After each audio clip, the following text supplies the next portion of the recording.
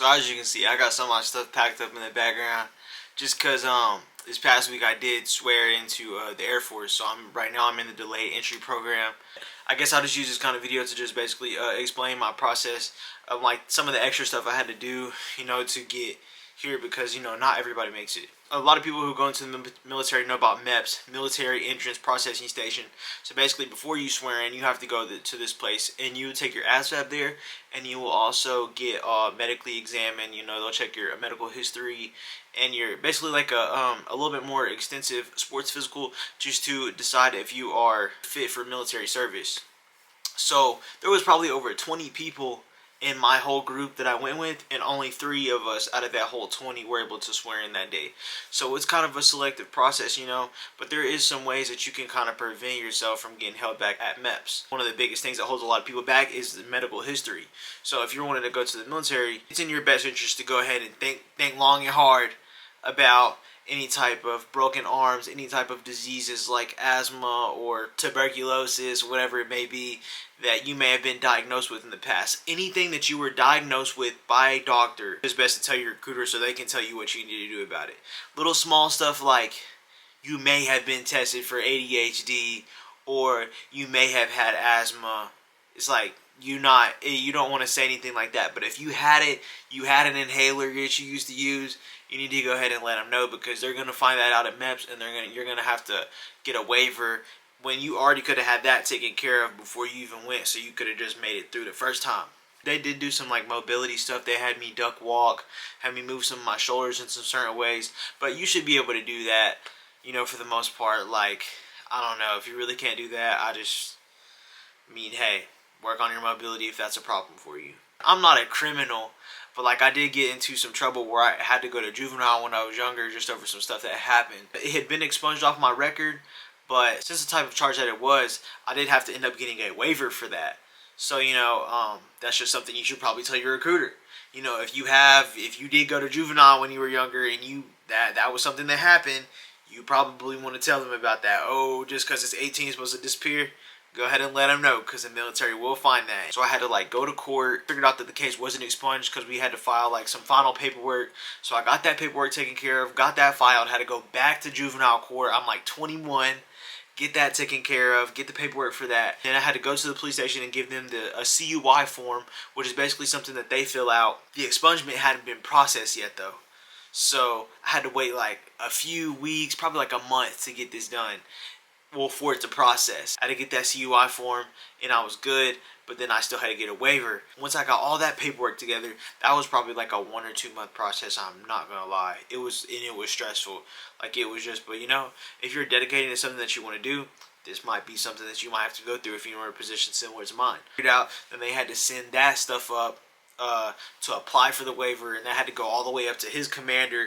And they suggested an interview, but the commander saw and he read my statements and whatnot, and I did have to get an interview, so that was cool.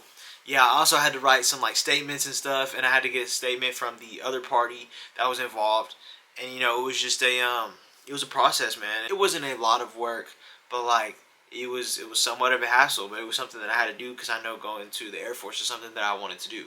So waiver taken care of. I did apply for my medical records, but I didn't get them in time before I went to MEPS. So I just went up there and I did my thing, and they ended up letting me through and letting me swear in that day. And they didn't ask for my medical records, but it's still good to go ahead and tell your recruiter any type of stuff that you were diagnosed with. But you already know what they say. When you go there, no new information, you know what I'm saying? Just go ahead and tell your recruiter everything up front. That way you don't have to be up there getting nervous and stuff and think you forgot about something. Just be honest with your recruiter, because they're honestly there to help you. So in the Air Force specifically, I don't know too much about the other branches, so I can't speak on that. But your ASVAB score weighs into how many jobs you'll be qualified for based off your different line scores. You cover sections like math, some English, some science, mechanical knowledge like working on cars, electrical knowledge. I studied for about 1 to 2 months, and I ended up getting a 79 on my ASVAB, which is decent.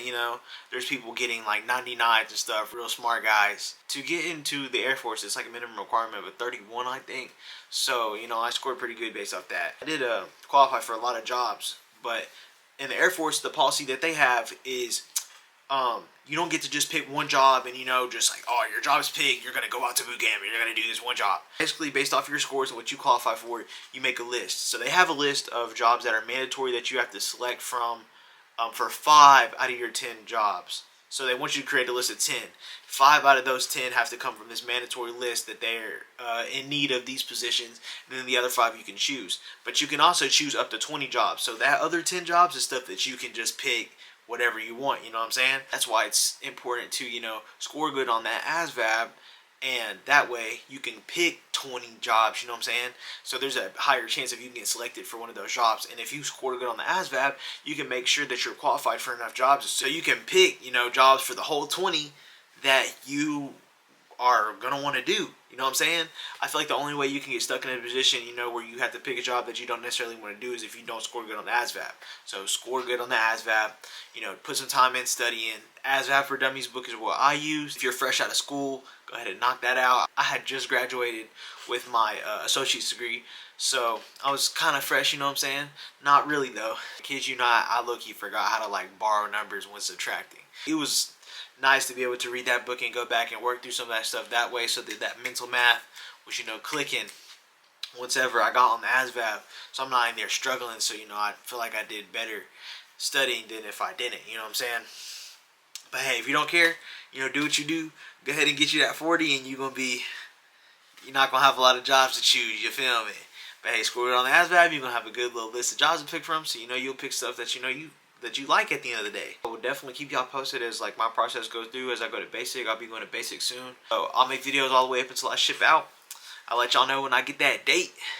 But then when I go, I'm going to go ghost for a little bit, and I'm going to come right back with it.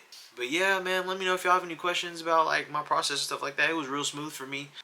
I feel like if you're honest and you go into it and watch your videos and educate other videos and just educate yourself on, you know, what you need to do before you go to MEPS, and like what to know before going to talk to a recruiter, set yourself up for success. I'm willing to help anybody or talk to anybody about it, or just, you know, conversate about your feelings about it. But yeah, man, y'all take it easy. Stay consistent whatever you're doing, whether it be fitness, nutrition, mental well-being, making money, saving money. Stay consistent and you have my word is gonna work out. It's your boy Mount Chilla. Checking out. Love my mom ever hit the way that she be wicked. Shit, got me struggling for guys to get the fuck out your face. I'm steady getting to that pay. I really just stay out the way. Chilled out, laid up with my little baby.